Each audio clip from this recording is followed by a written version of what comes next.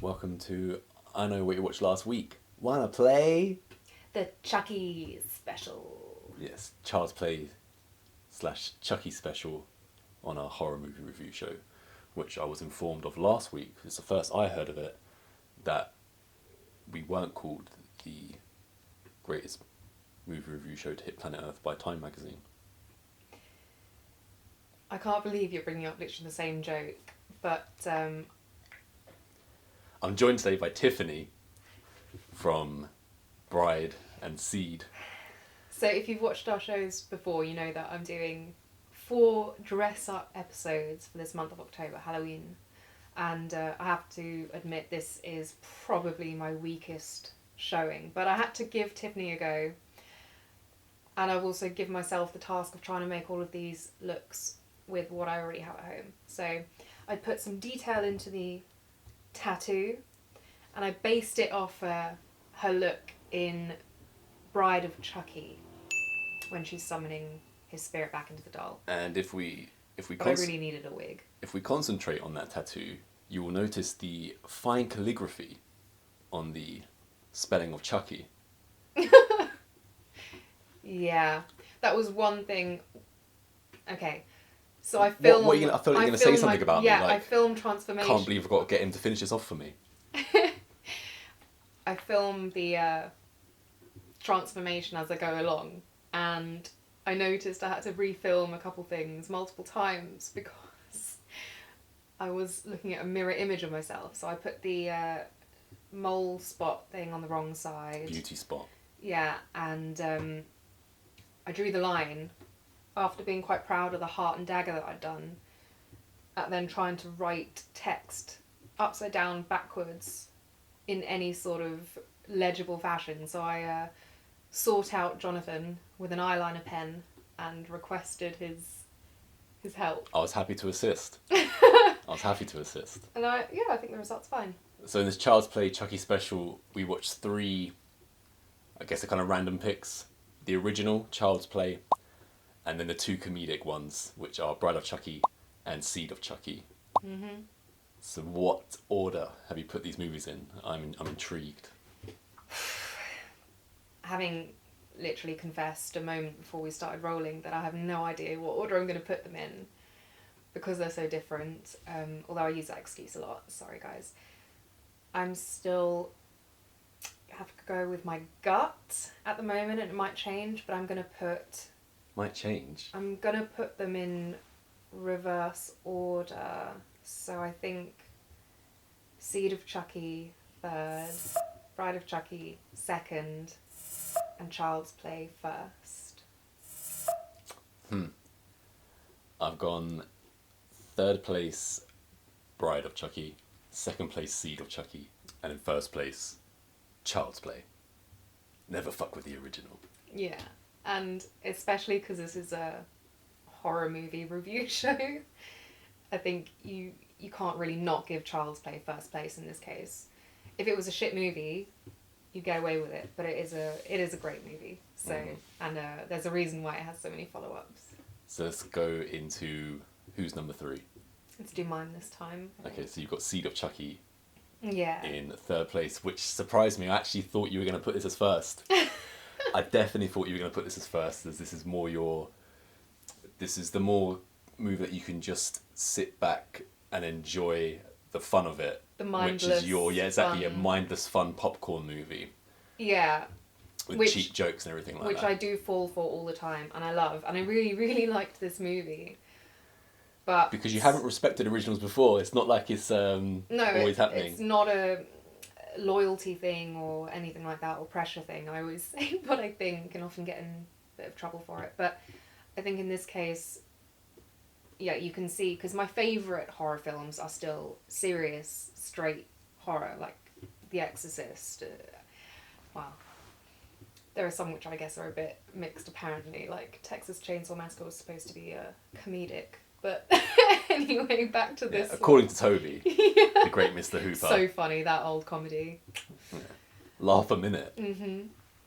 But yeah, so getting back to Seed of Chucky, I haven't actually seen this one before. So it was fun to have a first Well, had time you watch. seen any of them? Yes, I had. And I've also seen, we've seen a couple, at least one or two together previously, but that would have been before I started taking notice of the titles. And I have to have seen a few of them because Chucky's always been my favourite, and I know exactly what Chucky's like, so I must have seen some, but yeah. And this, as you said, it was very funny. I mean, this was definitely the funniest of the three. It just gets progressively sillier, as in most franchises. It's completely not PC either, which is great. Yeah. It should be more like that. But I like the sides of Chucky and Tiffany that they explored in this, with the whole parental thing going on. This is the only one which is directed by Don Mancini, who created.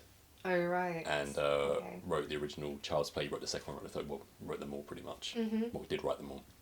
This is the only one he's direct. He might have directed the ones that came after. I didn't bother double checking, but this is definitely the first one he directed out of all of them. And yeah, I absolutely loved the style of this movie. Yeah, I think the humour was slightly more your taste because you were laughing harder at stuff than I was. There's a lot of horror references in this movie as well. Some obvious, some more niche. So that, you know, if you're into the whole horror movie genre and you've seen countless movies of all the classics and the sequels, then you'll get other in-jokes and things like this. And unless you guys hadn't, already realised, John is really the horror buff here. I love what I'm seeing, but I can't say I've got that much of a history with it prior to meeting John about your history is starting pretty a decade much ago. When we got together. You'd seen some horror movies, but the ones that I've mentioned watching as a teenager. Hadn't discovered all the greatest music in the world either. Yeah, my eyes were opened. Thank you, Johnny. You're welcome. Thank you for bringing Child's Play and Chucky into my life. So what do we remember from Seed for you that sticks out? Well, the very first thing was right at the start when the sperms? Glenda. Yeah, all the sperms as well, yeah. That was so weird. The sperms over the opening titles. And all the insides looked very human, but I guess they're supposed to be human-esque inside, aren't they? Yeah. The first thing that struck me was the hilarious English accented people when, because obviously somehow Glenn/Glenda, Chucky and Tiffany's baby, is in foggy old Britain. Yeah, he's at the Glastonbury ventriloquist competition. Oh, the Glastonbury? Yeah. I didn't even catch that. So yeah, he's a ventriloquist doll, obviously not being controlled, he's just being himself. But so that whole London thing threw me, or not London, sorry, just England thing threw me off completely. I was like, what the hell am I watching here? And the accents are so over the top. I think they're going for Cockney-esque or something, I don't know. But... He looks and is a comical voice version of like a David Bowie, Ziggy Stardust era. That's kind of what he looks with like. Really sharp little teeth. Yeah, and of course he runs through what he knows about himself, or what he doesn't know, and he goes, and of course I know that I'm Japanese. And he looks at his wrist and it says "Made in Japan." That was really funny, and also they use that again. Obviously, when he finally meets his parents, that they all recognise that they've got the "Made in Japan" thing stamped, so that's how they know that they're family. Yeah, even though it doesn't really make Prove much sense, but yeah, I still love it. Nothing made sense in this though, because he also very, very easily. So he thinks he's an orphan at the start when he's in this travelling show. Yeah, and he's like Oliver. Yeah, and obviously Chucky and Tiffany, I'm assuming, were killed off. We didn't actually watch these in order, so they're supposedly dead. But then... We watched it in order in terms of... Oh, actually, we did, didn't yeah. we? Okay. Well, anyway, they're dead. So they're just... God, what the hell are you talking about? They're like Hollywoodified dolls being used in a movie set in Hollywood. And baby Chucky sees an image of them and is like, oh, they must be my parents. So somehow he manages to get himself all the way over to the studios in America and finds the inert bodies of his non-possessed doll-looking parents. Yeah, and on this movie set where they're making a Chucky movie, we of course have Jennifer Tilly playing herself, as well as Tiffany, obviously. Mm-hmm. And we've got They got a lot of jokes out of they that got through the whole movie. just countless jokes at themselves or at Jennifer Tilly's I wonder own whose expense. idea it was when Jennifer Tilly says, "My God, she's gotten so fat." Yeah, when she's dragging herself Surely that's as come Tiffany. from her. Because imagine having to tell someone, "Oh yeah, say this line about me yourself." Yeah, so they're on this set for like a Christmas Chucky movie, because Chucky has just killed Santa Claus on this set, and the guy who plays Santa Claus Maybe walks this off. is where Terrifier 3 got the idea. And I just completely disrupted your flow there, didn't I? yeah, so as I said, we got Jennifer Tilly in the movie, Yeah. in a movie, and she's talking to her assistant about how she could have played Erin Brockovich and she wouldn't have needed a Wonder Bra, unlike Julia Roberts.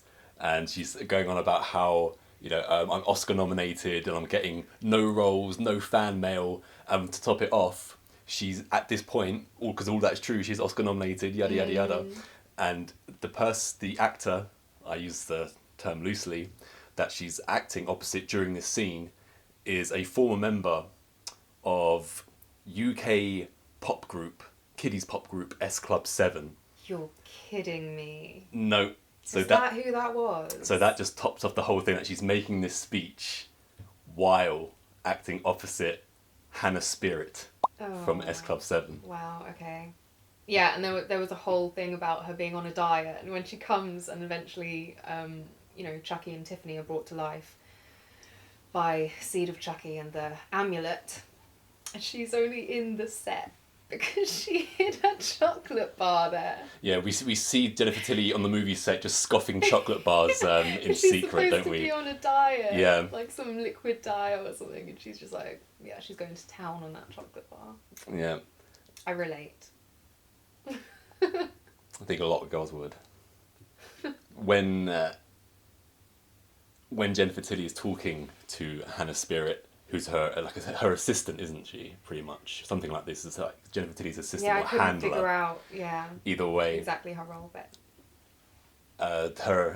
Hannah Spirit lets Jennifer Tilly know that the one and only Redman, the rapper, who in this movie plays the director, he's got a forthcoming movie of the Virgin Mary, and she suggests to Jennifer Tilly that, why don't you go up for that? And then Jennifer Tilly thinks to herself, goes, yeah, I could play the Virgin Mary. And later on, we get her going into Redman's office, and she's reading the part of the Virgin Mary opposite Redman. Just cracked me up. Yeah. The way that she was doing it, so overly sexual. Yeah. And saying, I'm a virgin and things like that. Yeah. And the whole time Redman's just checking out her cleavage as well. So in this world, Redman is a director. And originally, this part was written for Quentin Tarantino. What? So he would have been making a movie on the Virgin Mary. And That would have been so different. And Jennifer Tilly goes into audition opposite Tarantino. Obviously, Tarantino turned it down. Yeah. But what I want to know is more, how did they go from Tarantino and end up with Redman? Yeah, that's so random because it's a completely different vibe then. Because what I found funny about that whole thing was, well, first of all, Redman directing a Virgin Mary biopic, but secondly... Just Redman directed the movie.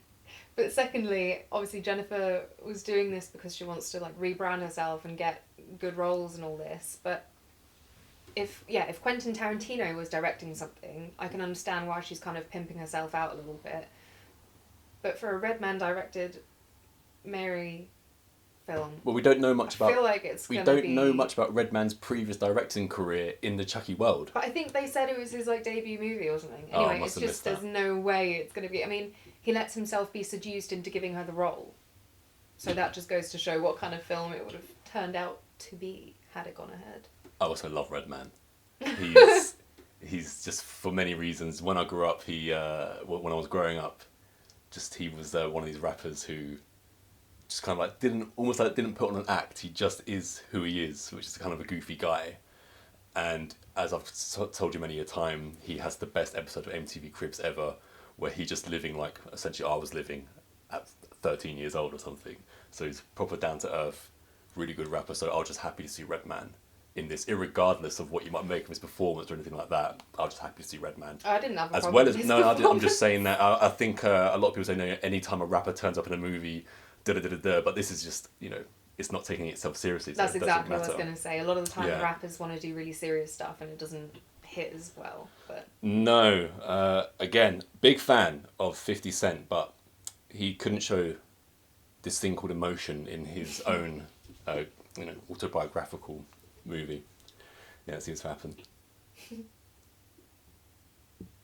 my god, I've got really itchy now. So, Oh wait, I thought you'd stopped recording. I got it all. Well, lucky I'm the editor. You're so sneaky.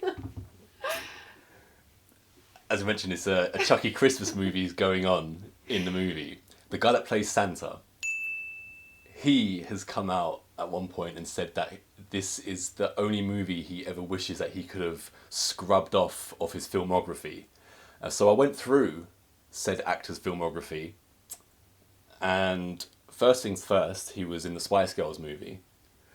And secondly, he is a bit part in a TV show produced by the great BBC, which is led by S Club 7 girl Hannah Spirit from Seed of Chucky. So, Wow. yeah.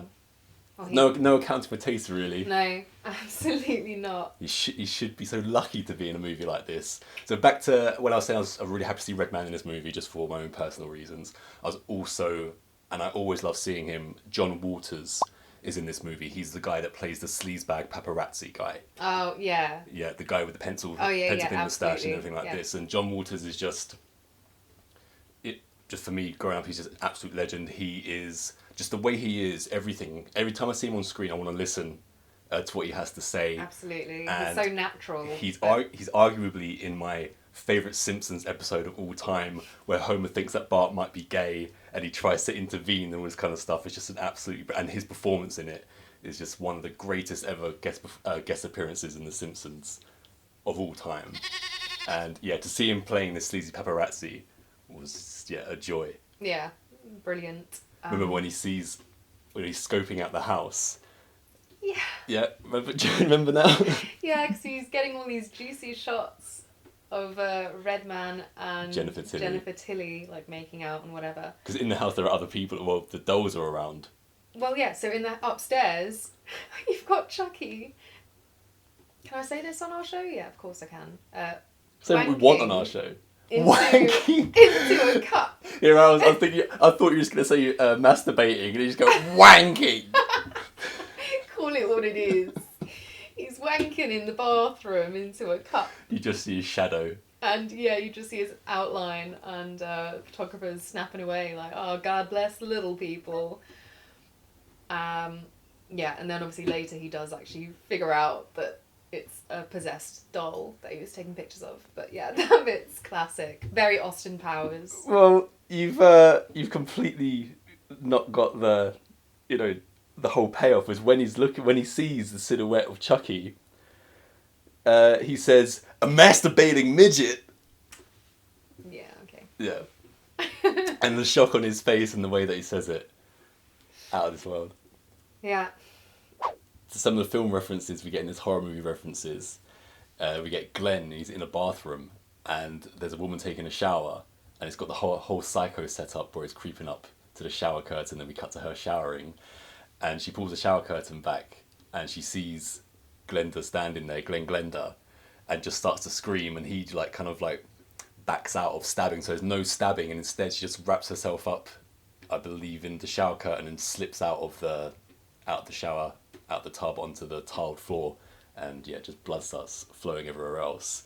And then quickly after that, when Glenn Glenda is talking about what he doesn't know and what he doesn't know about his life, and he says, "But not me, I wouldn't hurt a fly." So straight away we've got the second Psycho reference. I'm not sure if you caught this one, because I think you got up briefly to leave the room. But when Glenn Glenda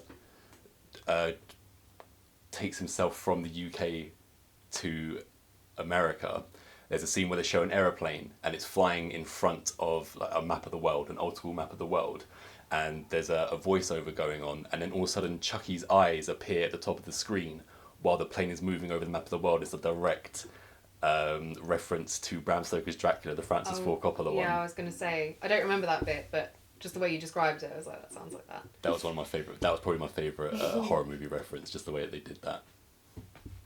Yeah, I thought it was a fun twist because at the end of Bride of Chucky, we get the briefest of glimpses of their spawn in that it launches itself at someone in an attack. So I thought it was interesting in this one then, Seed of Chucky, that, as you said, the character is supposed to be like, I wouldn't hurt a fly, and is really upset by his parents killing, and Tiffany makes Chucky promise that they're all going to turn a new leaf, become better role models, and stop murdering people for fun, which they all fail at miserably, of course. Yeah, Chucky takes Glenn out on a boys' night out, he calls it. Yeah. And gets rid of John Walter's character with sulfuric acid. Have we even mentioned yet again that Chucky wants a boy and Tiffany wants a girl? Yeah, because they don't know... Oh yeah, they pull the pants down at one point to try and figure out what gender this That's the whole Glenn Glenda thing, isn't it? Glenda, yeah, exactly. Is it a boy or a girl? Because he's... well, this is based on... Are you familiar with the name Ed Wood? And he is... Do you know... Serial killer, right? No. Oh. No. He's murdered the silver screen, certainly. So he was a movie writer and director. And you could say he's like the original Tommy Wiseau. And he's considered to be, and has been named, like the world's worst ever director of all time. And he's famous for this movie called, I think it's called Plan 9 from Outer Space, or something like that. Plan 9 from Outer Space. And, I've heard of the film, yeah. Yeah, that's his most notorious movie. And he also made a movie called Glenn Glenda. And it's about an intersex person, like a psychiatrist telling the stories of this intersex person, Glenn or Glenda. And one is about Glenn, who secretly dresses as a woman and is afraid to tell his fiancée. And the other is about Alan, a let's say intersex person who undergoes an operation to become a woman. And by the way, Glenn Glenda is also played by Ed Wood. So he wrote this movie, directed it, plays the dual roles, and his life story was made into a movie called Ed Wood, and Johnny Depp plays Ed Wood. It's directed by Tim Burton. It has Martin Landau in it, who plays Bela Lugosi. Bela Lugosi is the original Universal Dracula. So Martin Landau plays him, and Martin Landau is the guy you'll know him from Entourage. What if I could say you could make a movie for $2 million and make 25? Would you be interested in that? That guy. Is that something you might be interested in? Yeah, I think he won the Oscar as well for playing Bela Lugosi. So I actually haven't seen it, so I'd have to definitely watch that, just see Martin Landau play Bela Lugosi. But anyway, that's what the whole Glenn Glenda thing is kind of referenced from. So it's not just images that you see on the screen and things like this that are referenced, it's literal things like that, just the name. Here you go, star of the show. She was looking over that glass like, is the help going to go and grab me my refreshment? I didn't know where you'd put it. It was right there, it's right in your eyesight. You're like my my chauffeur. I'm the chauffeur and you're Tiffany from the movie. You know, the guy who can, I love... Yeah, never got to say it. Thank you. You're welcome. So we brought up Glenn Glenda, but when he first meets, or he brings back to life the movie doll versions of Chucky and Tiffany, and when he first introduced himself, he's like, I'm Shitface. Yeah. Yeah. And then there's like because he thinks he's made in Japan, he then starts speaking Japanese to Chucky and Tiffany, and you also get, what do you call, like a musical motif in the background every time he's on screen, like you have that kind of sound. They subtitle. He says it multiple times throughout the movie. He says stuff in Japanese, like "I honor you, mother." And of course he knows kung fu. Yeah. Yeah. And Chucky also seems to think he's a natural killer because you mentioned when they go on their boys' night out that the photographer or something? Yeah, gets killed with sulfuric... Yeah, John Waters. Right, John Waters' character gets killed with sulfuric acid. And it's actually not the way that Chucky had planned on killing him. It was because Glenda freaked him out so much when he saw him and tried to like stop him from being harmed. He backed up into this massive shelving rack just covered in sulfuric acid, and yeah. So Chucky thinks he did it on purpose, whereas of course we know it was an accident. Yeah. But that's not the only time he kills someone either. No, he's got it inside him, hasn't he? He's just that way. To be fair, if you witness, like, you can see him, like, he's got this blinky eye thing going on when he sees his parents do certain things. Oh yeah, his one eye starts to twitch. And at one point he dresses up like his mum and murders someone. And yeah, he's just being driven literally insane. He looks way more frightening dressed up as Glenda, because he's so more maniacal as Glenda. You know, yeah. With the crazy evil laughter. The sharp teeth are more on show when he's Glenda as well. And the makeup's more apparent. Makeup. Yeah. But I think he ends the film still as, like, good and sane, right? Well, not that like Chucky and Tiffany are supposed to necessarily be shown as bad in this. Obviously Chucky more so, but I guess Tiffany, you're supposed to always see somewhat of the human side of it, and it's almost like a comedic factor that she just has this addiction. And she also calls an addiction phone line at one point, and they're like, "Can you get to a meeting?" She's like, "No, that's really not an option." I love that bit. Yeah. Can you imagine if a little doll just turns up to your AA meeting or something? Tiffany's also reading a book called 12 Steps in 3 Days in this movie, because she's trying to rehabilitate herself. So we get all the really obvious comedy on the screen, and you also get just pure dark comedy. So she's reading the 12 Steps books, and she's in a little armchair, so she reads about having to make amends to people that she's wronged in the past. So she picks up the phone and she rings a widow whose husband she'd murdered in the past to make amends, and obviously it brings up all the memories for the widow, and the widow starts crying and breaking down on the phone, and Tiffany then puts the phone down herself and says, I feel better already. Yeah. Yeah. Again, it's one of those things with Tiffany. Too good. Tiffany and Chucky are terrible people, but yet somehow you still love them. They're just the anti-heroes, aren't they? It's just the way it always goes. Like I said in the Jason special, you root for Jason, or at least I find myself rooting for Jason, and that's not uncommon. It's the same thing with Chucky, especially when he turns into more, the gag Chucky. Yeah. Because he has such a personality, which is obviously, and we'll get into this probably more for the first movie, but it goes without saying that Brad Dourif, and Jennifer Tilly, both of them as voice performers, but just for me, just a smidgen more, Brad Dourif is just out of this world in the way that he brings Chucky to life, and to the point you can't separate the two now. And Brad Dourif is also just an incredible actor in general. Yeah, I've seen him in such different roles that it would be hard to even imagine him voicing Chucky. Well, here you go. He's obviously in your favourite trilogy. He's Wormtongue. Yeah. And if you don't know, that's from Lord of the Rings. And he's not the only Lord of the Rings alumni in Seed of Chucky. But Glenn Glenda is voiced by Billy Boyd, who plays Pippin in the Lord of the Rings trilogy. So Pippin is Glenn Glenda.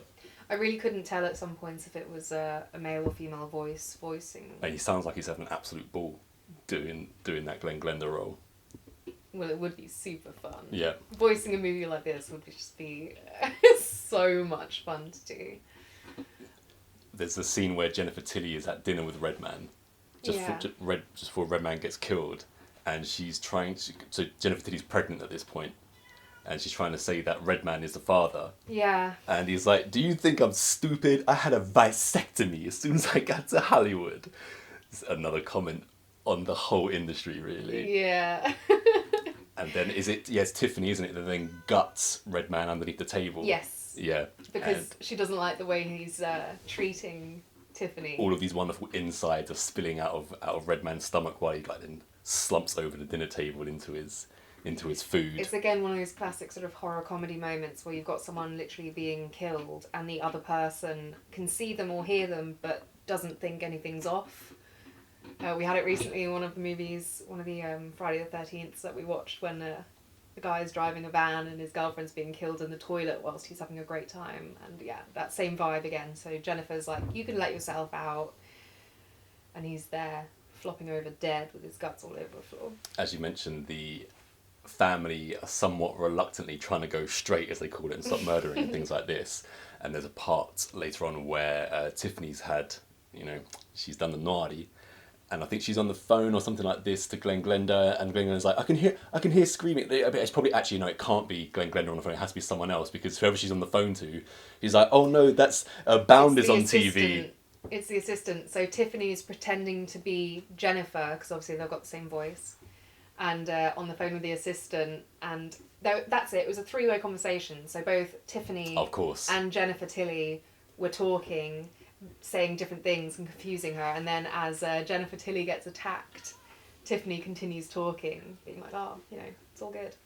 Yeah, they brought up Bound a lot, which is on that conversation, the person on the other end is like, I can hear a lot of screaming, and then Jennifer Tilly is like, no, Bound is on TV, Gina Gershon's just fingering me. There's so much dumb. This is one of the best performances from, I don't know why it's so important to say male, female, but just by a female lead I've ever seen. For me, personally, for what I enjoy. I don't see how you can watch this movie and not love Jennifer Tilly. I mean, she just seems so, lovable. And of course, even her real life self in this movie is not, I'm assuming, true to form, because she's supposed to be a bit of a, I guess, diva and stuff in it. But yeah, I love people who can make fun of themselves like that and not be like vain about it. Again, she's like perfect casting. I'm talking about perfect casting that Jennifer Tilly is. The role of Tiffany was actually offered to Gina Gershon, and I'm not sure if she's considered first choice, which was offered, and then Jennifer Tilly was also up for it, and Gina Gershon was like, no, Jennifer Tilly should take the role. And I can kind of imagine Gina Gershon. It would be slightly different, quite obviously, different, I think. but it would also work. I could see it working completely. I think there's something, Jennifer Tilly's voice is probably as iconic as Brad Dourif's as Chucky. Yeah. If not more so, because it's just so unique. For me, imagining Tiffany as anyone else is just bizarre. Yeah, well, there was a Child's Play remake, I think it came out in 2019. They just did an updated version of Child's Play, and it was nothing to do with Don Mancini, Brad Dourif, any of those people. And I've only watched it the once, and my overriding memory was that it completely sucked. Some things just are what they are. Yeah, not everything has to be remade or updated. No. You want to let the cat out. Yeah, you might have heard her. Probably, and it wouldn't be the first time. She loves to come in when everything's going on. Yeah. There you go, out with you. And of course, S Club 7 girl ends up going up in a fireball. Why do I not remember that bit? Remember Chucky axes Tiff? Yes, I do remember that bit. Luckily, though, she's just about managed, I think. Although I think it's supposed to be kept sort of as like a grey area. But I think she's managed to get her soul into Jennifer Tilly as she wanted from the start. And then another kill is when Chucky and Tiffany, as a tag team, they decapitate a guy with string... Cheese wire, yeah, and his head flies all the way up into the camera and down, and the blood sprays all over Chucky and Tiffany. Then they start making out in front of Glenn Glenda. And also, I just realised it's not a grey area. It's a grey area in the moment that it happens, but then you get the flash forward scene right at the end of the kids' party. Mm-hmm. So it's obvious that, Jennifer Tilly's been taken over by Tiffany's spirit. Yeah. One of my... in fact, I think that my favourite kill in this movie was either the first or the second one. So it's obviously right at the beginning of the movie, and we're just seeing through the point of view of something or someone running around a house. And it is Glenn Glenda, I believe, after we watch this movie, possibly. Anyway, whoever it is, out the dolls, but it's just a bit where the father of the household, he's being attacked by this doll that we haven't seen yet, and the camera's just on his face. It's like stab, stab, stab, and then he falls through the banister on the top floor of his house, and the camera follows him all the way down to the floor until he hits the deck. Yeah, I'm pretty sure 2 people fall down the banisters in this movie, so that's a very dangerous stairwell. And was this the one where I said I loved the house? I think it was. The banisters were beautiful, but clearly not very sturdy. Yeah. Which seems to be a theme in the horror genre. Yeah, guys, Fix your banisters. Make them strong. As you said, there are lots of mentions of the movie Bound in this movie. And had you seen Bound before we'd met? I doubt it. I doubt it, yeah. And Seen it a few times since, though. of course, such a great movie, and the way they send it up on this, the other one is when we've already mentioned where Redman and Jennifer Tilly are talking, and previously he's told her, I'm a big fan of yours, in that kind of like phony Hollywood way. So when they're in this current meeting, he says to her again, I wasn't lying when I told you that I was a really big fan. And she's like, oh yeah, what work of mine do you enjoy? And he's like, what's that one where you're just making out with that really, really hot chick? And she's like, Bound. Like, yeah, that one. Yeah, and he asks if she's still in touch with Gina Gershon. Yeah. And she obviously is like, yeah, we can playfully work enticing something out. him. He's like, yeah. Are they still friends? That'd work on any man. I'm sure they are. Why wouldn't they be? Not friends with everyone you meet on set. Well, after sending that nice story about how they Yeah. were both up for the role, and I'm sure if you made a movie like Bound on it, although there are countless stories of co-stars just despising each other. Yeah. If we already mentioned the movie, but Gary Oldman and Winona Ryder apparently did not get on in that Dracula movie, and they were obviously love interests. But yeah, it seems like Jennifer Tilly and Juice. The last memory that I have of this movie, which really stuck in my mind, was when Chucky has to go and give a donation of fluids, and he's flicking through some magazines, and he's got like real porno mags, and he's like, too tall, like looking at the model on the front and throwing it away, and he finally gets the one, and he's like, now we're talking, and he cuts back and he's looking at an issue of Fangoria of a lady on the front with like her face ravaged or something like this. I also really like in this movie how it's almost like they've realised Chucky, he finally accepts himself. He is somebody as Chucky, like the most notorious serial killer in this world, and Chucky says as much when they get towards the end, when obviously Tiffany wants to go back into human form. She wants to become Jennifer Tilly and have Jennifer Tilly's life, and Chucky's against it, and he makes his whole speech about, I'm Chucky, da da da da da da. And even though you can't. Well, especially because obviously after Tiffany killed Redman, which was supposed to be the body that Chucky was going to take over, which he was happy with, what was left was then this the role we mentioned earlier about you being the chauffeur to my Tiffany, because they end up bringing the chauffeur in, and that's who Chucky's supposed to take over, and he's just like, well, hang on, why would I give up being a doll, notorious, etc., to be your chauffeur for the rest of my short life? And this is the point in the series where Charles Lee Ray is finally given up trying to get out of the body, and now he just accepts his fate as Chucky. I mean, it seems so much better. He can get away with everything. I mean, once we go and discuss Child's Play in a minute, you can see that being a doll serial killer certainly has its advantages. And he has Tiffany, so what more does he need? Yeah. Great, even though this was your number 3, it's my number 1, no, 2. My number 2. I said number 1 just because, again, I'm thinking this is just such a great movie. It is great. Yeah. It's just... But it's Chucky special, so that's what you get. Yeah. Tough choices. So let's get on to Bride of Chucky, which is the first time they went full horror/comedy. Yeah. It was a much bigger jump from Child's Play to Bride of Chucky than Bride of Chucky to Seed of Chucky. And we also to say that you haven't seen Child's Play 2 or 3. No. And Bride of Chucky is supposed to take place 1 month after the end events of Child's Play 3. I'm pretty sure I had seen Bride of Chucky before. I feel like that one, and I think I'd seen Child's Play. I just hadn't seen number 2 or 3 or Seed. But yeah. I didn't remember that much. This one was the first appearance by Jennifer Tilly as Tiffany. And of course, Brad Dourif is back. We also get Katherine Heigl in this movie, and John Ritter, who plays her dad/stepdad. Guardian. The bad cop. Guy. Yeah. Uncle, I think, actually, but it doesn't matter. Yeah. Which is also funny again, because I can't believe, considering how synonymous for me Tiffany is with Chucky, it's weird to think that 3 first movies didn't have any mention of her. Yeah, well, they kind of make note that apparently Tiff and Charles Lee Ray had dated just before, that he gets gunned down. Yeah. Yeah, in the store.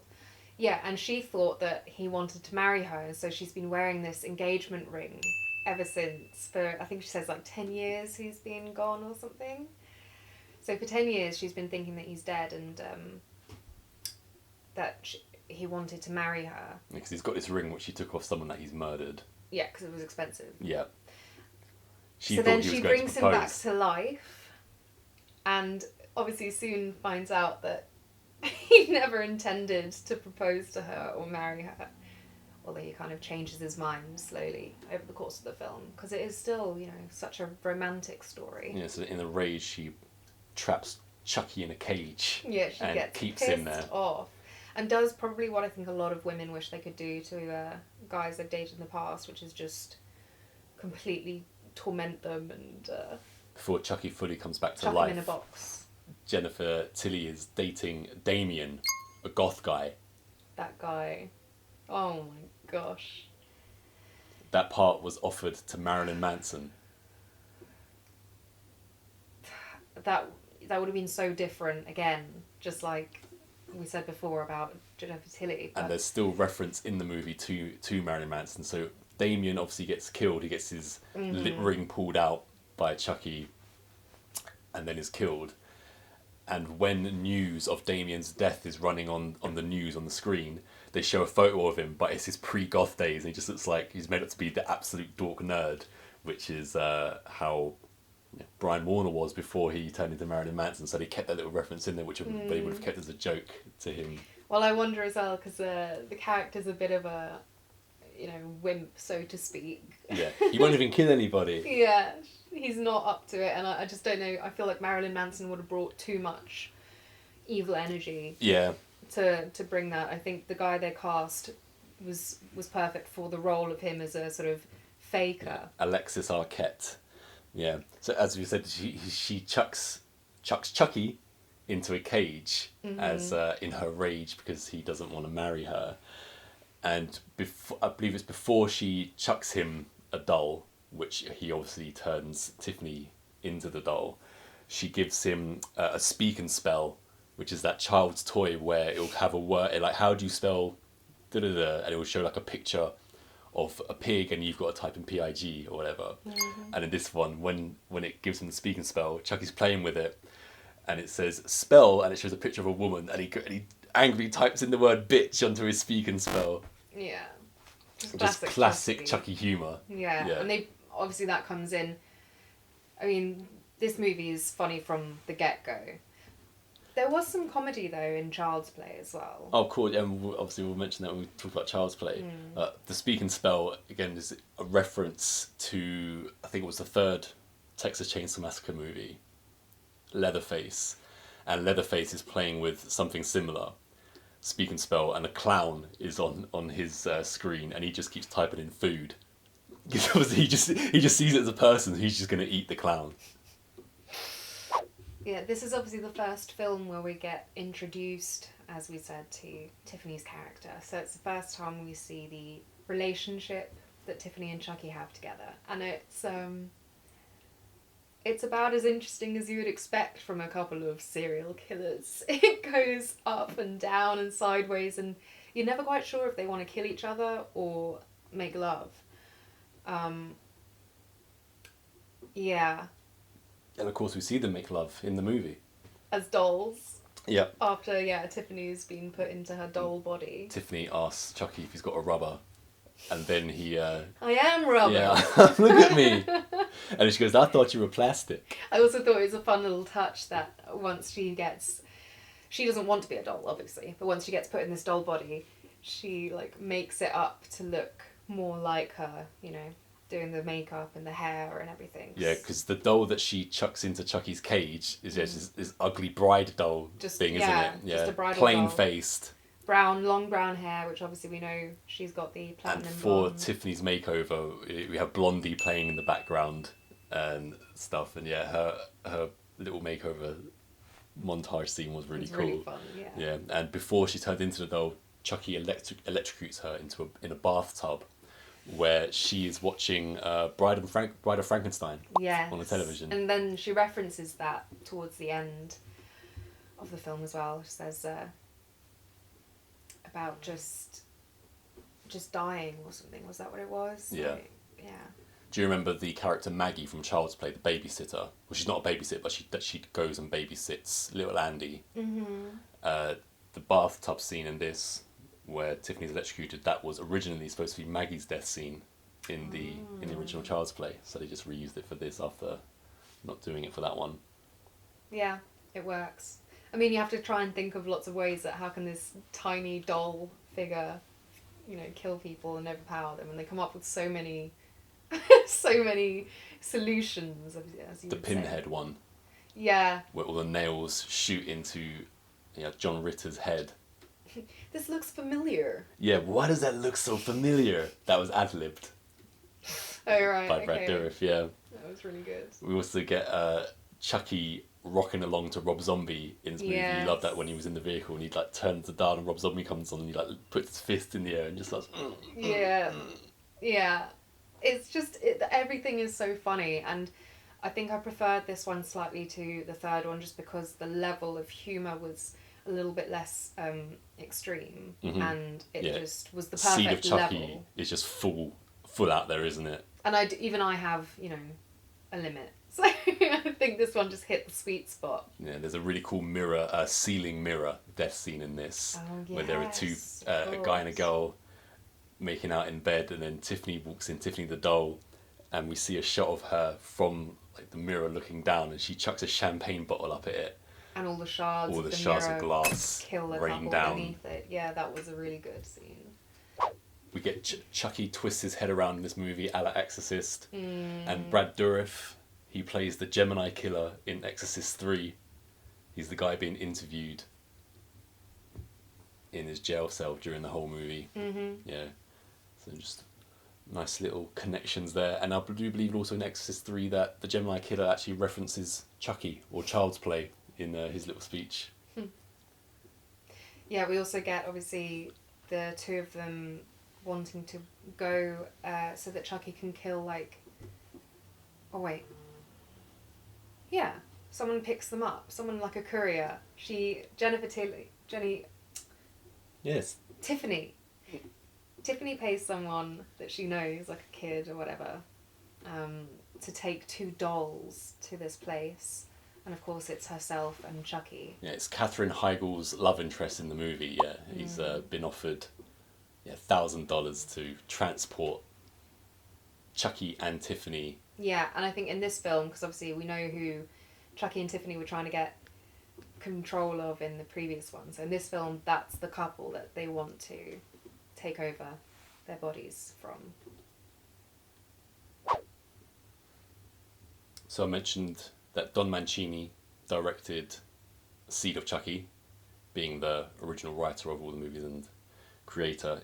For this one, for Bride, we get Ronnie Yu, who also directed Freddy vs. Jason.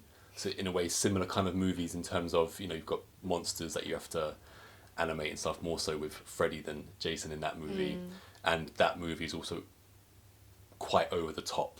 Yes, you've definitely. got like Freddy Krueger firing missiles at Jason while he's on wires flying around in the air. Yeah, as he's there's being no hit and stuff like rules that. tying you down from previous installments, let's just say. Yeah, so he got this first and kind of almost set the template for the way that it goes after that, with the way that the comedy was in your face and stuff like that. And yeah, it's obvious once you get to Freddy vs. Jason that is his style for these types of movies, because you hit over the head with a shovel with these movies essentially.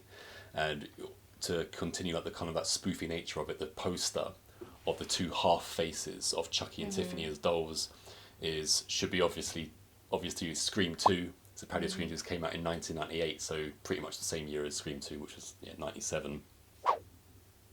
We've mentioned on previous episodes about having an idea for, as many horror characters have been into space, I certainly think it's about time Chucky goes into space. Now, this is now the third time that I've mentioned Chucky in space on our... what episode is this? 19? 19. So this is the third time I've mentioned it out of 19 episodes. The last two times we just went through the outline. So if you've heard us talk about Chucky in space before, you've got these like little ideas. Now, we've been thinking about it some time ago quite a bit more, and I was just letting every idea out there come out. And at one point, I said, "Oh, how about Chucky plays electric guitar and sings his space death song on the spaceship?" And we kind of like both. Well, certainly me. I started to roll around laughing, thinking about this concept, because at this point we're just going anywhere. We're just hitting, throwing everything at the kitchen sink. Yeah. And why shouldn't Chucky sing a song with an electric guitar? And you thought at that point, you thought, all right, we're going to kind of like, you didn't say we're going to stop the ideas now, but it was almost like that brought the whole thing coming to an end, because we got to the point where Chucky's now playing guitar. But with Bride of Chucky, it seems that I'm not too far off these guys' way of thinking, as there was a planned album of Chucky and Tiffany, aka Brad Dourif and Jennifer Tilly, and they would have had Chucky singing House of the Rising Sun by the Animals. They had Tiffany singing Killing Me Softly, and there was also a duet which I'm trying to remember. So yeah, it was a plan to be a full album, and it was a full album of love songs. So it would have been featuring, as I said, Brad Dourif and Jennifer Tilly singing as their doll counterparts. And so yeah, as I said, it's Killing Me Softly with his song, House of the Rising Sun, and the two were going to do a duet of Hit the Road Jack. Hit the road, Jack. Don't you come back no more. This doesn't look like something that you would enjoy. I don't. This is this is must own for me and must see. I want to see this come to life. Yeah, but you almost love these like dumb things more than I do, which is just in a different way, because you get seriously excited about a lot of weird people doing albums. Wait, who are these weird people putting out albums? Well, we've got the like Spock guy, don't we? Nimoy Shatner. Yeah. I bought that as a present for my uncle. Yes. Okay. And we've got. He wasn't expecting it. No, we've got Bruce Willis. Bruce Willis is not a weird person. I wasn't expecting it. Who else do you love? Oh, that's like random. I don't know. There's other people where you're like, I've got to have that, or I've got to listen to that. When Karen says weird, what she means is that she didn't expect certain people to have released albums of music before. So in my collection, and I listened to it unironically, and you admit it, you must admit, you absolutely love those Bruce Willis albums. I mean, Yeah. they're so charming, and plus I just love Bruce Willis, absolute hero, and plus the musicality on the album is legitimately good. It's just that it's Bruce Willis who was in his pomp at the time, because the first album came out in the 80s. I think the second one came out early 90s, I'm not quite sure on that. But they're both great. I've also got albums, it's all on vinyl by the way. I've also got albums by the one and only Don Johnson from Miami Vice. He released, well, I don't know if he's got any more, but I've got his first two albums. And I got the second album first, and it was so good. I was like, surely the first one can't be as good as this, even though what I'd read was saying that the second one is nothing compared to the first. And lo and behold, I got the first one. Don Johnson just knocking it out of the park. I want to see Don Johnson live in concert, because unfortunately we won't be able to see Bruce Willis perform his albums or anything like that anymore. Hope he's doing well. But there are others. So Steven Seagal. Who else have I got? I don't know, but I think that's enough. No, I want to know who these weird people are. No, that's enough. I was going to say I'd be more interested in this Chucky Tiffany album if they came up with original songs. Oh, of course, I've got the Freddie album as well. Freddie's greatest hits with Do the Freddie and stuff. So yeah, why wouldn't you want to see Chucky and Tiffany? I mean, I'm talking, take it further than an album. Just do on-screen duetting. Yeah, that's fine. I'm not saying just like a cover album. I'm not talking about making it a seems musical. random. Nothing like that. Can't stand musicals. But Joker folie à deux. yeah, I haven't seen it, so I can't comment. But yeah, Get some tap dancing in there. yeah. Chucky. Some would say that. Yeah, I'd absolutely get Chucky tap dancing in space. Well, my question actually, it didn't shut down the conversation when you mentioned him playing music, because my question was, would it be like a musical style number where everyone knows the routine and everyone like jumps in line, Or would it be like in real life where he's just jamming out and singing his heart out and everyone else is like, the hell is he doing? In my Chucky in Space movie? Yeah, when you were talking about this, when he's singing his song and playing this electric guitar. Yeah, at this point we are just over halfway through the movie, so we've more than set the tone. I mean, look, it's Chucky in space. You still haven't answered the question though. Is it musical style or is it real life style? Because I like to ramble. No, it's Chucky doing. He's playing electric guitar, so he's doing a rock song. That still doesn't answer the question. So it's not like a musical. It's just a random part in the movie where we're just gonna have Chucky explaining some stuff, like maybe he's now got full control of the ship or something like this, and he lets us be known through song. So it's more like the Austin Powers thing when Dr. Evil does his singing. So it's supposed to be happening in real time. Yeah, it's like that. Okay. It's like that, and Chucky is shredding. And I could just imagine Chucky shredding on a spaceship, floating through space. I wonder how small that guitar would be. So now that, how exciting this is going to be. Now I can't let go now of Chucky playing electric guitar, just has sing to his space song. But by the right people as well. Well, I'm already writing it, so I'm writing it. I need to get Don Don's Mancini's approval. blessing. Yeah, and obviously he can add to it wherever the hell he wants. But yeah, Chucky in space. I'm pretty sure you heard it here first. Are you gonna try and incorporate Tiffany or Glenn Glenda? Or of course, leave them all behind? Tiffany's absolutely in it. The whole shebang. Jennifer Tilly's back. Brad Dourif. I want John Walters. Just the whole family. It's what's needed. Yeah. And the ideas went through the roof that day. I'll come back to. I think we're going to do our own Chucky in Space special where we flesh out all of the ideas, including the electric guitar scene. Back to references in the opening scene of this movie. I don't know how much of it you noticed, but you must have noticed some of it. That we see Michael Myers' mask, we see Jason Voorhees' mask, we see the chainsaw of Leatherface. This is all in Freddy Krueger's glove. On the film studio set, isn't it? Yeah. Yeah. And this is not the first movie that's happened in. That reminds... No, wait. What? I'm thinking of Seed of Chucky, because I'm thinking of the moment when Glenn Glenda is like, oh, hello, oh, hello. We're talking about Bride of Chucky now. Yeah, that's what I'm saying. In Bride of Chucky, it's in the opening. So just when the camera's like going over parts of the set and stuff like this, it's not alluded to. It's just there. Right. Like the screen mask is behind you right now. As if I started moving the camera away to see other things. I can't remember what you're talking about now. I've just got it's like you weren't paying attention at all. You've put this as number 2. Mm-hmm. This, until one of the later ones, was Brad Dourif's favourite of all the Chucky movies. I'm not sure of when he said that, because he could have said that around the time it was about to come out, possibly. So he might just be bigging it up even more. But obviously this could be his favourite. Yeah, I did find it interesting. I liked the way that he was sewn together. He obviously has a new look in this where he's, a lot more scary, I guess, than the first ones. You've put Child's Play as number 1 and the other 2 more comedic ones underneath it. So what do you prefer in terms of just the almost straight horror style compared to the more comedic straight verses? It just had that classic feel about it, Child's Play.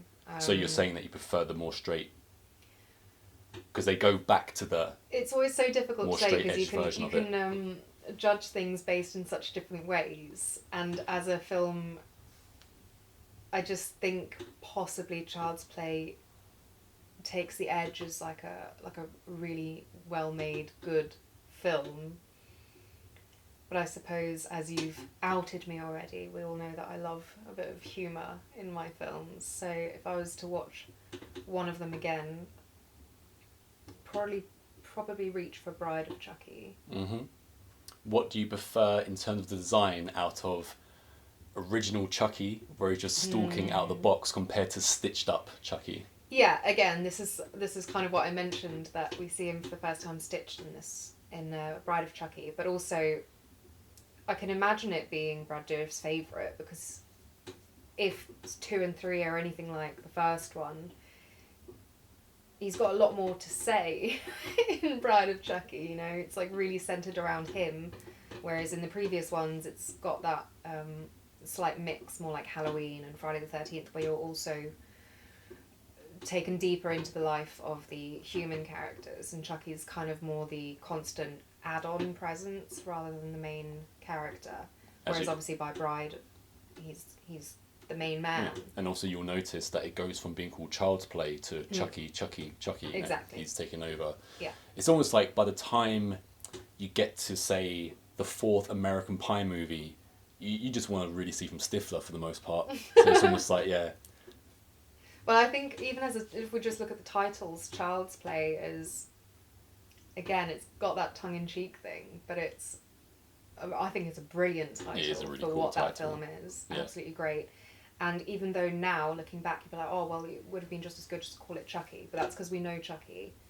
If it had come out at the time as Chucky, yeah, I wouldn't be as interested as Child's Play. I think that was brilliant. If I remember correctly, I think one of the original, coined titles for Child's Play was Blood Buddies. Doesn't quite have the same No. thing to Child's it. Play is great. Yeah. It just fits perfectly. So yeah, Bride of Chucky, my number 3, your number 2. Again, the rankings almost don't matter in this episode because fans of all of them. Yeah. And it depends what mood you're in, really, doesn't yeah, it? definitely. So, although you did say, and you are completely correct, and we'll get into it pretty much right now, we'll discuss Child's Play, and there is absolutely humour in this, but before we get into it, yeah, let's start from the top. So let's get right into the original, both our number 1s. The Big Daddy, Child's Play. Yeah. Which I would say, whether you've just seen it for the first time or you watch it 100 times, it doesn't really matter. It's got that classic feel to it. It's just been shot beautifully. I loved the cast. Everything about this movie is executed perfectly, pretty much. It's because it's obviously an absurd premise. Yeah. A small doll who has been possessed by a killer, a killer's soul, and wreaks havoc on a young boy and his mother and friend. Yeah, I like the sort of, is it the intro scene where they show that Charles Lee Ray, I think is the Charles serial Lee killer, Ray. So Brad is Dourif, running the away. first time we see him, it's the only time we see him on screen pretty much Yeah. as Charles Lee Ray, before we just have him as Chucky, at the voice of Chucky. And I was saying, everything is just executed so well, and it's right from the off. So Brad Dourif is arguably playing one of the harder roles, because especially when he's got to invoke the voodoo spirit when he's talking to the doll, putting it over his head and stuff. And when he's being chased through the streets by the police officer after being shot and things like this, everything that he's screaming at the screen and everything that he's saying to the doll and all this kind of stuff is all just completely believable. Like Brad Dourif's performance is just out of this world in that small part that he has as himself on screen at the beginning when he's chased through. It's just unbelievably impressive. After his character, so everyone for me. So Andy, little Andy, who's the little boy in it. So cute. Yeah, Alex Vincent, the guy that plays Very, Andy, very cute. is a cute little kid, and his mother, Is Karen that his Barkley. actual mother as well? Because they share a surname, I think, on the IMDb credits, unless I read that wrong. No, they don't. His name's Alex Vincent, and that's Catherine Hicks that plays the mother. So I don't know where you got that from. Maybe it's because they're called Andy Barkley and Karen Barkley, and you got confused with the on-screen personas. Yeah. I don't know how to use IMDb. Yeah. So you got Brad Dourif as Charles Lee Ray, Alex Vincent as Andy Barkley, Catherine Hicks as Karen Barkley, and there are parts in this movie where she has to talk earnestly and seriously to the doll. And it's not laughable on any level. She's so good in all of it. She's and really, really and great. the guy who plays Detective Norris, Chris Sarandon, the guy who obviously doesn't believe at first. Who reminds me, weirdly enough, sometimes of Mark Ruffalo. There's something about him. Yeah. But yeah, I thought every single performance was fantastic. Yeah. And it always impresses me when you can get really genuine looking performances out of kids. Because this movie's played straight for the most part. It's not played completely seriously. Yeah. and there are just little dabs of humour here and there I mean, now it and has to again. be. You've got a serial killer in the body Yeah. of a doll, so of course there are some humorous moments. But they managed to keep it much more on the horror side than anything comedic. I wouldn't consider this movie a comedy. You've got to kind of look for the comedy No, yeah, absolutely. more so. I also mentioned that I enjoyed seeing sort of the backstory of how he gets into the doll. I think you need that in this to keep it in any way serious, even though it's super random that he knows how to transfer his soul into a doll. Dambala. He does the Dambala speech. Yeah, I mean, that to me is quite comedic no matter how you do it, because it's just a really weird thing to know how to do. And of course he chooses this little ginger doll thing. But A good guy doll. a good guy doll. But they don't really let you in on his backstory of his like human life straight away. You see that he's running away from the police. You gather he's a criminal, a bad guy. He's shooting at the cops. But for all we know, he could have just taken part in a heist, robbed a bank or something, and he'd still be trying to get away from the cops. But Just mentioned Andy, so talk to me about breakfast. What do you make of Andy's breakfast choices at the beginning of this movie when he's making breakfast for his mum in bed, and he gives us a good guy cereal with lashings of sugar and 2 ultra smoky burnt pieces of toast topped with massive scoops of vanilla ice cream, all put on a tray. No, that was butter. That was a lump of butter he stuck on there. I thought it was ice cream. No, because the ball of it was so big. I thought that has to be ice cream. It was such a massive, yeah, but it's the same like when you put the sugar in. You do see people put sugar on the cereal, but it's like a teaspoon or 2. He took like dessert serving spoon, and like 4 dunks. And it turns out this whole time he's been making this delicious breakfast for his mother. Yeah, that breakfast was just making me ill watching him do it. At Disgusting. first, because he's obviously such a young child, I think he's making it for himself almost. The good guy cereal with loads of sugar on it. What I really, really love is that it's not just we're gonna make a movie about a doll that gets possessed by a serial killer and that's it. No, they've based the whole theme and world around the good guy doll. So he's watching the good guy doll TV show. He's wearing the outfit. He's pouring the cereal. Like good guy just exists in the child's world completely, much like Pokemon or Teenage Mutant Ninja Turtles would do. It just has multiple ways of getting into the child's life. And it's a fun thing because once his mum manages to get him this good guy doll and he brings it into school, and I noticed that tiny little scene where they've got him walking in, there's 1 or 2 other kids kind of walking in with their good guy dolls as well. Yeah, it's like his cultural zeitgeist or something. And so his mother, Karen, she can't afford to get Andy a good guy doll. So we mentioned, he's got the cereal, he watches the TV show, he wears the clothes. So she comes home and she's got the good guy modelling kit or something like this. It has it's a building kit, so it's got a hammer in it and things like this. And obviously Andy's a bit disappointed.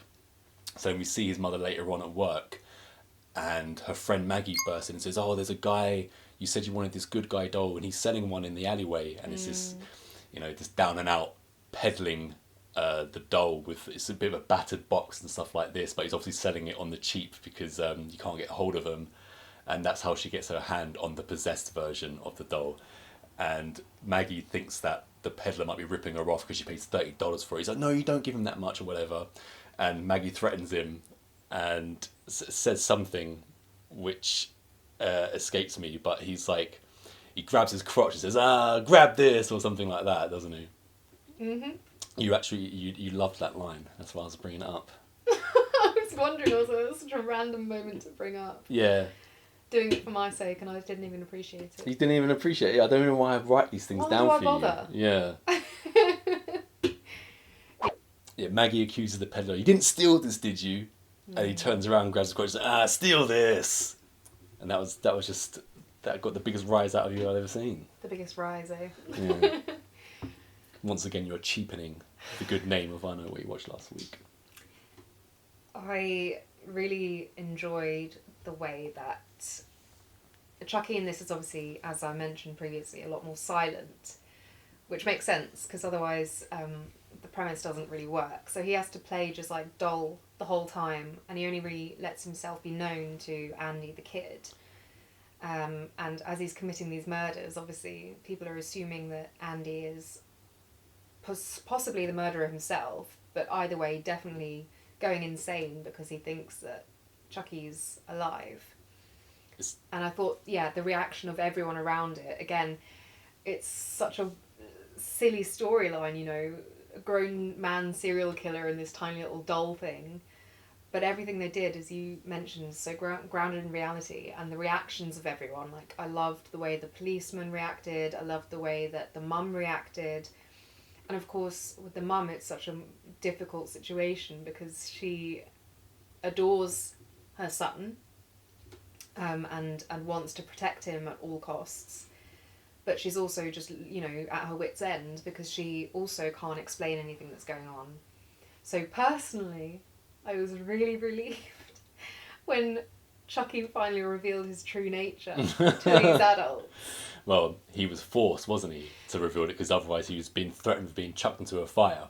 Yeah. But before we get this, when Andy's first received Chucky, and his mum has to stay late at work, so her friend Maggie says, "Don't worry, I'll look after Andy." So she goes to babysit, and of course Andy's hanging around with Chucky, and the way that we find out that Andy is communicating with Chucky is in this pretty much from here onwards, because he's telling Maggie things that Chucky is saying to him.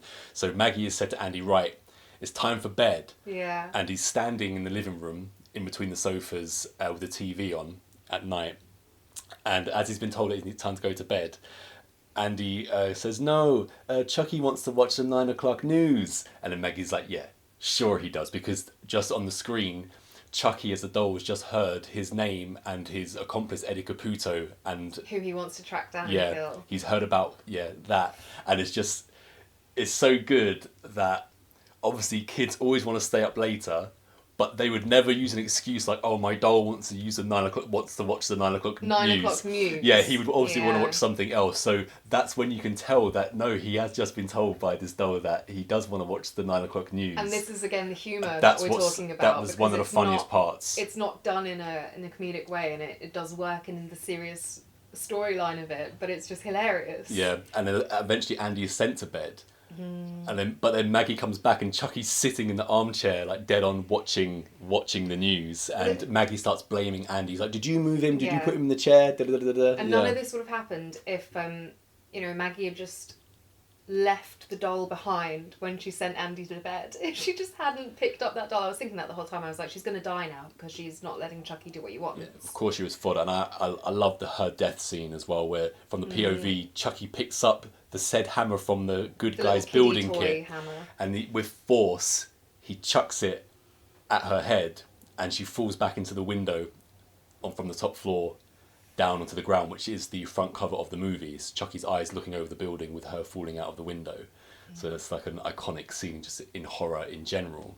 And then the police come to investigate this death. So Karen comes home from work and she sees all the police safe around her house and things like this, and rushes in, and she thinks that obviously something's happened to Andy, but he's there and he's fine. But obviously we've got this smashed window which Maggie has fallen out of. And the detectives are snooping around. They find some flour, as in the foodstuff flour, on a kitchen top, and it matches. There's a footprint in it. It's a footprint in it, and it's the same size as Andy's foot and Chucky's foot. Essentially, they're wearing the same shoes. Yeah, Andy's got the Chucky's clothes on. And you have Chris Friend and Detective Norris like legitimately, going down the line of. Pretty much, I'm pretty much saying that your son has done this. He's the one that's standing in the flour. Why are his footprints in the flour? Like I said, I loved the way that all the characters reacted to everything, because that is the only explanation. I mean, what else is there? If no one's gotten in to the apartment, Andy's the only one there. They've got an Andy footprint right by the window. I mean, and obviously Karen stops me stop asking my child these questions. Obviously, it's absurd, and the police force all leave, and as they're leaving in the elevator, we then see Norris's partner, and he's got the evidence bag with the little hammer, and he's like, "Are you serious? Is this really the murder weapon?" And he just keeps looking at the little hammer from the little toy box. A nice little piece of humour there as well. And so after this death scene, and we keep kind of like then in little bits we hear and see Andy kind of creepily talking to Chucky at all times of night, and his mother notices. And so she decides to question Andy about, why did you keep talking to Chucky? And he says, his name is Charles Lee Ray, and Daddy sent him from heaven to play with me. And she's like, what are you talking about? He goes, he also said to me that Maggie was a real bitch, you had it coming. Yeah. And then, of course, Chucky convinces... That's a humorous bit. I know, He's a real bitch. humorous. Yeah, I feel like it's gone over your head. No, it was funny. But obviously, again, the way the mum reacted was very serious and realistic. You can see how they would have had to decide on the tone, because a line like that, he also said she was a real bitch, you had it coming, could have just been filmed and presented in a completely different way. They could have gone immediately down the comedic route with this dark humour and just brought it out of the shadows a bit more. But, as I said, played it completely straight, and it completely works. Yeah, for I think it's the better, movie. because real life can be funny. You don't have to make it, obviously comedic to make it funny. So now Chucky's obviously he's got his claws into little Andy, and Andy, is his good guy doll. It's his best friend, friends till the end. Yeah, and I was about to say, which I think you might be about to bring up, so I'm going to beat you to it, which was that I was going to talk about skipping school. Yeah, Chucky convinces Andy to take him to this destination, which is the house where his ex-accomplice lives. And again, what's really cool about it as well, he's been dropped off at school, you see him walking up the steps, and then he quickly turns out of the entrance of the school. And instead of it just going and showing where they're ending up, you see Andy, little Andy, with the Chucky doll that's almost as big as him, possibly bigger. And Andy's he's in the wrong side of town using public transport, getting off at a stop where there are just, loads of threats around him kind of thing, and he's just walking through. Yeah, this tiny little innocent kid. And just the danger that brought up in my head, I just loved the way that those scenes were just shown. Yeah, of I actually Andy travelling to the house. Really loved the bit as well when they finally arrive at the house and little Andy goes to relieve himself, and before you know it, Chucky's run off into the house to do the deed of killing this guy.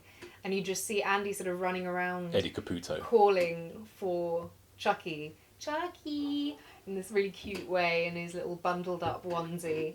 And we know as well that Chucky's set the house to explode, essentially, and kill his ex-accomplice for ditching him. And even though I knew Andy wasn't going to get caught in the explosion, you still have that slight tension of Andy looking really close to the building and everything. And of course, once Chucky blows up the building, who's found at the crime scene? Little Andy. So again, Detective Norris has shown up and the police show up. So they then interrogate Andy. And he then sincerely tries to tell his mum, no, it's Chucky, and he goes to Chucky and he starts shaking him and telling him, come alive, stop lying. I just thought his performance was just so incredible. Good. And there was one bit I remember, this is when it really hit me, his performance, when he's in his room and he starts crying, breaking down in fear, and he slides down the door, and I was like, my God, what have they done to this poor child to get such a real reaction out of him? I assume he must have had just a great time on set, because I hope so. He's back for all, he plays Andy in all movies except for one, which is Child's Play 3. They bring in someone else to play the 13-14-year-old Andy. But when they rebooted it, if you want to call it that, after the two comedic versions, and we go into Curse and Cult, he's in those movies as himself. So it's the creators have gone back specifically. It's not like he was acting loads or anything. He might not have even been in the business. No, he's Andy, and they just brought him back so he is. I mean, he was brilliant. Yeah. And after Andy has sincerely tried to tell his mother that it's Chucky, and he's tried to shake Chucky into coming to life, that's when the mum really starts to believe. So the next scene shows her then picking up doing Chucky. the same thing, essentially doing the same thing. I think it's pure frustration from her part as well, which again is why you can believe it, because with this kind of thing, when they've gone for the serious tone, if they then made it too simple for the people to believe that this doll is alive, it just wouldn't have been as good. So I love the fact that you could tell that she was like, oh, I'm going crazy, but I'm just so frustrated, why is this suddenly affected my son so badly? I mean, he's been taken away from her. Yeah.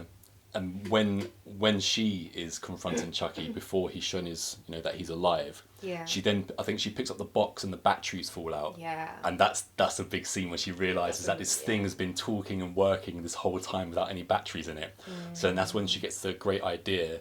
She's like, show yourself or I'm going to throw you. She puts the fire on in her apartment and she says to Chucky that she's going to throw him on. And all of a sudden he sparks into life with some quite choice language. Yeah, I mean, Chucky is... You've got to give it to him. He's Chucky right from the start. Chucky's, like, core personality is consistent. He's a bad boy. Rare. Yeah.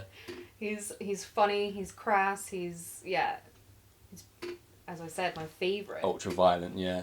And then once it's then been revealed to Karen that he's alive, she then goes and tells Detective Norris, who of course it tells her to go home, get out of here, but then she lifts up her sleeve and she shows him the wound that she's gotten from the bite, with really good wound as well, by the way. It definitely looks like a bite wound.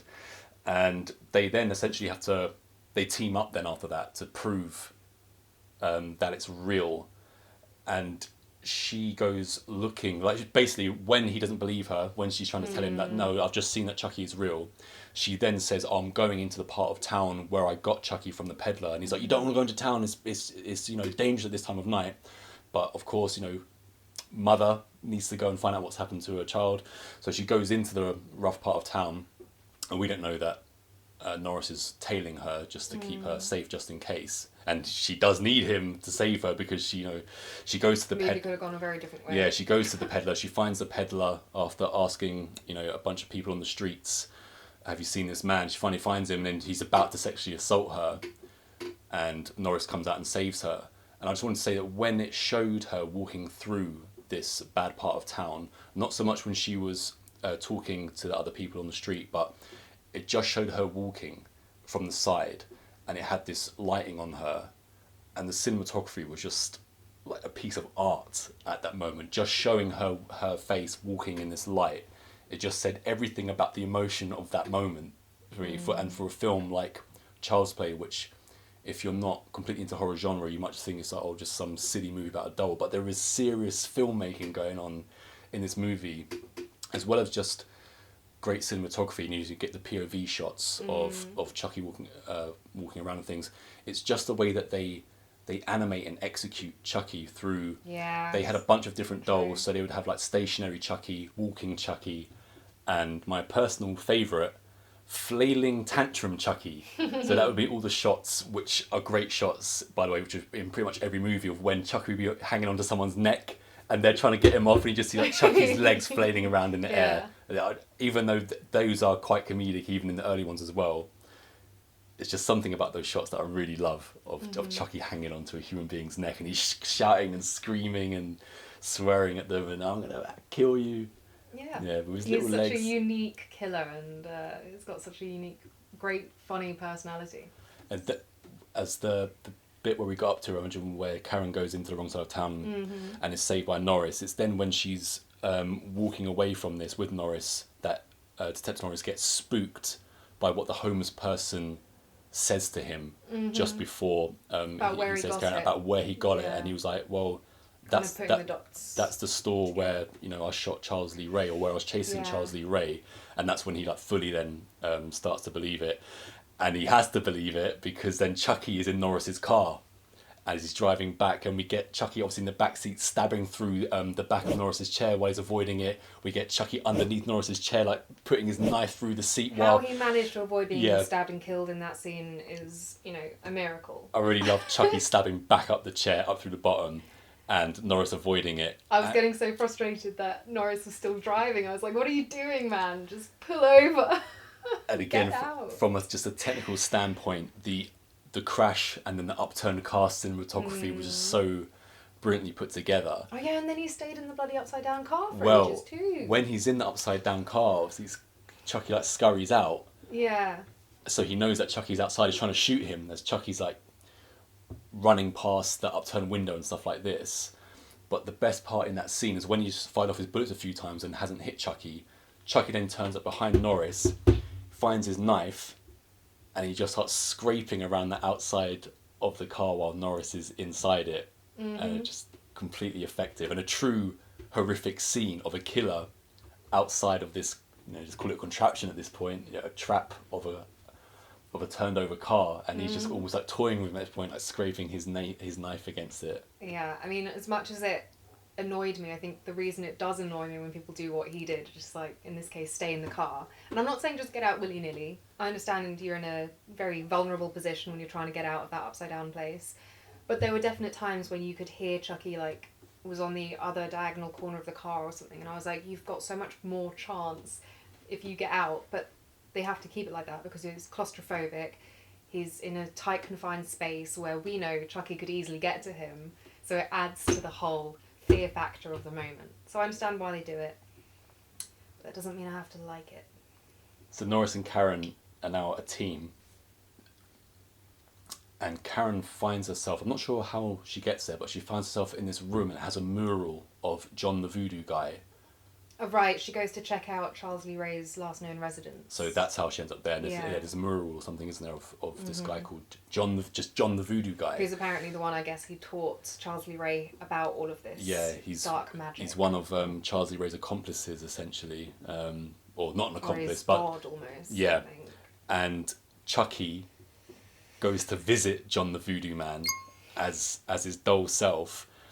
And obviously... even though he's like a voodoo priest or something like this, he is horrified by this thing in front of him. He calls him an abomination and essentially says you should get out because Chucky's asking John the Voodoo Man, how the hell do I get out of this? And into a human body again. And what John the Voodoo Man tells him is that you have to possess the soul of the first person you revealed your true self to. And it's like, just great! I revealed myself to a 6-year-old. Yeah, but he seems pretty stoked about going back to be 6 years old. I'm going to be 6 years old again. Yeah. It's great then how when John the Voodoo Man says that he won't help him, so obviously Chucky doesn't go down too well with Chucky, and he finds, he knows all about John, he knows that John has a voodoo doll of himself, so Chucky pulls it out and he starts breaking the limbs of the voodoo doll, and it's actually happening to John the Voodoo Man in real time. I don't know what it is about. Stuff excites me. Voodoo, hoodoo, whatever the names might be. It's just so effective in cinema. Yeah. I always love it. And like New Orleans and stuff as locations, there's something so... It's not even the magic itself, because there are other forms of belief in magic. But voodoo itself is so cinematic, I think. It's funny that you brought that up because it made me think...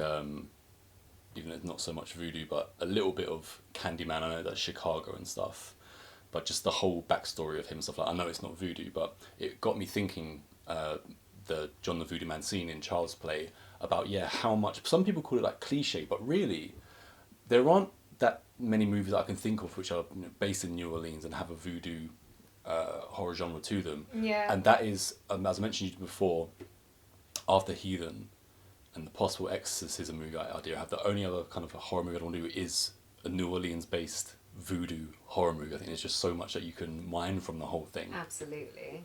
Yeah, it's got so much. I think maybe as well because it's kind of still an unknown thing to us. We don't know the lore of it per se. We've just caught what we know about it on TV from movies and whatnot. And everything about it just lends itself, like you said, with the voodoo doll puppet thing.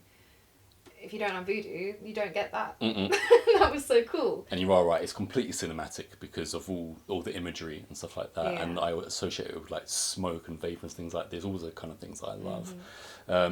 So kind of more back to the movie, we had a little voodoo sidetrack there.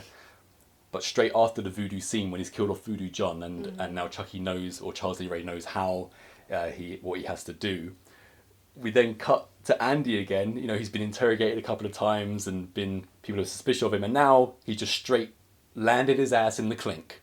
He's pretty much jailed. He's under surveillance at a mental health facility. I think that's what it is. They think he's gone insane, so they've taken him away from his mama. It looked very jaily. Yeah, but a lot of those places more like a jail. Think about, in Hellraiser when she's in that hospital, supposedly, it looks like a jail. Well, I know that's supposed to be ultra grimy, so... Yeah, I guess. But that's... What's the difference, really? Because it's not voluntary, either. He's been taken away from her by force. And you're right now, because you just completely jogged my memory about it being, more of a medical facility, because then Chucky kills the doctor, he puts the strap around the electric... chair strap around his head and No, it's... I think, cause, again, that was such a grim moment, because obviously in these old mental asylums, they would have giving actually people done that. Yeah. electroshock therapy. And yeah, he does it in this one to the point where the doctor dies. But to be fair, if they're still using that contraption, then he deserves it. I don't think they were though. So. Yeah. So then, obviously, Andy gets out of there, and one of the before we get to the kind of the ending of the movie, the final act, they're just a bit rough. I think it's an older lady. Chucky's going up in the elevator in the apartment. Yeah, to get to Andy to do the final transfer. As she remarks that he's an ugly doll. There's this couple that live in the building who are just like, what an ugly doll. Yeah, again, it's such a small moment that is kind of comedic, but done in a straight way that's believable. And when the reason I just brought up this tiny comedic moment is because it's the first one where you get just because he replies with "fuck you." It's just like a reactionary one rather than him like venting his anger at trying to kill someone. That's just him being his more comedic self, what we get later on in Seed and Bride and things like that. So yeah, now Chucky is back in, we've got the final act. And, you know, all the kind of classic stuff happens, they're being chased around the house and whatever. And Andy and his mother they lock Chucky into the fireplace. And as he's being held in place, that's the cat's waking up this morning, isn't it? Yeah. She actually was. Karen was actually quite murderous from about 7 a.m. this morning when I was still sleeping. But from about 7 a.m. till about 1 p.m. today, she was like Tiffany the killer. She was not in any kind of mood. More like Chucky. Maybe more like Chucky even. Yeah, because our two cats had been asking for breakfast at a very silly hour. Yeah, you stew on that. I was about to cut the camera, that's but what I knew stewing. you were gonna do. That's why I didn't say anything. Yeah, and we now, as Chucky's in the fireplace, he tries to reason with Andy. He looks at Andy. He's like, "No, Andy." He pretends to be the good guy doll. He's like, "We're friends to the end, remember?" And then little Andy's like, "This is the end, friend." I absolutely love the delivery of that line. It's just I know. It is kind of silly, isn't it? But he doesn't really, again, like the performances sell everything. It was, yeah. And then, of course, he's not dead, even though he's been torched in the fireplace. He comes back as, melted Chucky, and he's this animatronic little thing. I love melted Chucky. Yeah. Anytime Chucky's like destroyed and comes back, it's always a doll. Yeah, you can do so many things with a little doll. Yeah, and when they also bring his decapitated, burnt little doll head, because the other policeman who's come obviously doesn't know that Chucky's been possessed, and he's carrying it around and puts it on like the table to view everyone. And again, you just see this disgusting little skull thing. Yeah. And next thing you know, his unattached arm is still coming to life. And like trying to kill people. Yeah, because Detective Norris comes in. He's also in the apartment, and he's been attacked by Chucky. And they think they finally dispose of him because, like you say, he's just an arm now and burnt to a crisp. Multiple bits. But then Norris's partner comes in, and he's like, "What the hell's going on here?" So Norris tells him, we've just been attacked by the doll. What they're saying is all true. He's like, "Yeah, sure." And of course, then the partner goes and stands somewhere, and the hand comes out of nowhere and starts like strangling Norris's partner's throat and things like this. He's like, "I believe you, but who's gonna believe me?" Yeah, and it's true. I wonder how many people it would take before you started thinking, "Well, they can't all be lying."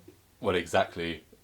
And it kind of just leads, because you know that even though the three of them are in it, three adults, discount Andy at this point, who is going to believe them? Yeah. Because I don't think 3 people is enough. This is also 1998. People just can't 1988. People can't just whip out their phones and start recording him or anything like this. It's even though it wasn't that long ago, it's a completely different world in that sense. And so we got this. The animatronic Chucky that's been burnt, and he's kind of stalking one step at a time with a knife in his hand, and we see the camera behind him at certain points for this. And I've brought up the tantrum flailing Chucky and stuff, but it's also interspersed with little people and children actors who were dressed as Chucky to kind of do the things where they're just running. I think you in need the to background though, because again, like we've seen seamlessly done is what I'm saying. It's brilliantly done. We've seen puppet movies before, and there's such a specific way. Team America. Yeah, I've seen other ones too, but there's such a specific way that puppets move, and even though you want this to still look like a doll, they manage to hit that balance perfectly between it being you know, enough like a doll that you can still accept that, but it has the life. As with the whole movie being executed so well, the main crux of it being believable, a lot of it is obviously the execution of Chucky as well. So Kevin Yeager is the guy that designed the doll and brought it to life. So it's Don Mancini's idea, and he said, you know, I want to base it on this. I think it was called My Buddy Doll or something like this. It's called My Buddy Doll. So that was a real life doll, and it was Don Mancini's idea to kind of base it on something similar to that. And by the way, the My Buddy's doll line never recovered after Child's Play came out. Instead of making it like more popular and everyone wanted one, it kind of went the other way for them. Wow. I'm not sure it would have survived anyway.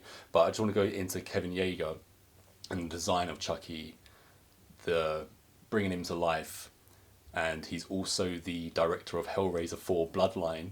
He actually tried to take his name off it and John Smithy it. His name is now restored. He kind of changed his mind, I believe.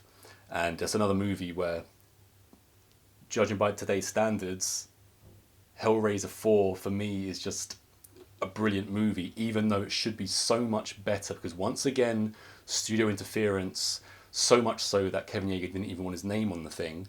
That rarely happens, because no matter how much you might get interference, you still want your name on it because you want to, you know, continue working at a certain capacity and all this. So there are loads of elements of Hellraiser 4 that I absolutely love, and I love a lot of the way that it was just the whole shebang basically. Yeah. And he's just got he's just done loads of other movies as well, where he's brought things to life. But this is surely one of his crowning achievements. And what's quite funny is, between Brad Dourif voicing Chucky and Kevin Yeager bringing him to life and then being on the same movies since 1988, they didn't actually meet for the first time in person until 2018 when they were at a horror convention. So together, together they'd been bringing this doll to life and had never even kind of been in the same room as each other. Yeah. No press events, no premieres, nothing. Doesn't seem like it. No, I don't see why they would. Apart from more recently, when kind of nerd culture almost took over with these conventions and things. Back in late 80s to like mid 90s, you didn't really have so much of those things, and I doubt that they would have even brought someone like Brad Dourif along, because you don't actually see him on screen. It would be like, oh, where's the Chucky doll? Where's the Chucky doll? Let's hear from the director, or let's hear from the writer, or whatever. Whereas not everyone now gets their time to kind of be at these things. But Brad Dourif's done so much other things.